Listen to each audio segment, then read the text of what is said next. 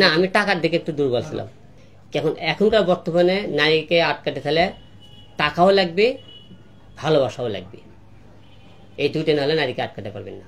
মূলত 1 নম্বর টাকা লাগবে নারীকে আটকাতে গেলে।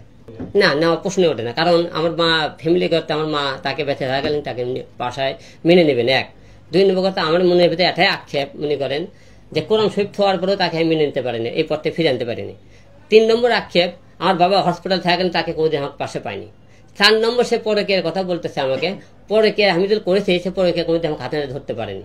তার এসব মনে করতে, এবং তার পরিবার এতটাই জঘন্য ব্যক্তি, তার পরিবারে আমার বাবা মা থাকে, সে খারাপ।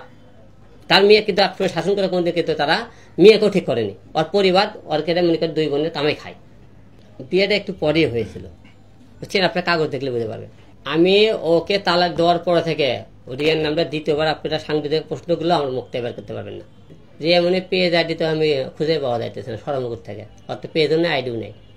মেয়েরা ছলনাময়ী সবই না, সবাই তো এক ছলনাময়ী হয় না। 2 সাইডে মনে করেন ছলনাময়ী আছে, 2 সাইডে এবং মেয়েরা অনেকটা দেখেন বহুরূপী, এটাও দেখা যায়। কিন্তু এদের মধ্যে সব মেয়ে কিন্তু এক না। যারা ছলনা করে বা ছলচাতুরি করে মানুষকে ঠকায়, তাদের উদ্দেশ্যে আপনি কি বলতে চান? সেই সকল মেয়েদের উদ্দেশ্যে যারা ছলনা করে, যারা মানুষকে ঠকায়, তাদের পাপের ফল কিন্তু দেখতেছেন এখনই। যারাই পাপ করছে তারাই কিন্তু এই ফলে মরছে, কিন্তু তাদের বিচার কিন্তু এখানেই হয়েছে। আমি যদি কোনো অন্যায় করে থাকি, আমার বিচার ওই দুনিয়াতেই হবে না। আমার বাবার শেষ ইচ্ছে মনে করেন, আমি তো তার পালিত সন্তান ছিলাম।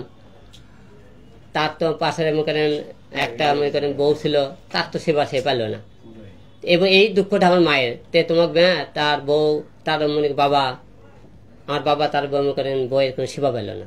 এই জন্য আমার মা জীবনও মেনে নেবে না, প্রশ্নে ওঠে না মেনে নেওয়া। বর্তমান আগের দুনিয়াতে ছিল নারীরা নাকি ভালোবাসায় আটকায়, আবেগে আটকায়।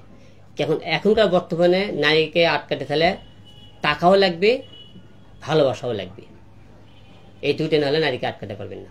মূলত 1 নম্বর টাকা লাগবে নারীকে আটকাতে গেলে। না, আমি টাকার দিকে একটু দুর্বল ছিলাম। আসলে উনি বলছে আমি এমন কাউকে দেখছি, দেখে আমি যাইনি। একটা মেয়ে দেখছি, আমি তো মেয়ের নামও বলতেছি। একটা মেয়ে ছিল, আমার মেয়ের সাথে ছিল, আমি তো না স্বীকার দিতেছি না। আচ্ছা গেল, সে আপনাকে বলছে আমি হিরো আলমের এখনো লিগেল বউ। তাই কি লিগেল বউ হয়ে থাকলে অন্য একটা মেয়ে থাকলে তোমার সমস্যা কি? তুমি সেই মেয়ের পাশে বসে থাকবা। আমার বাবার চিকিৎসা করতে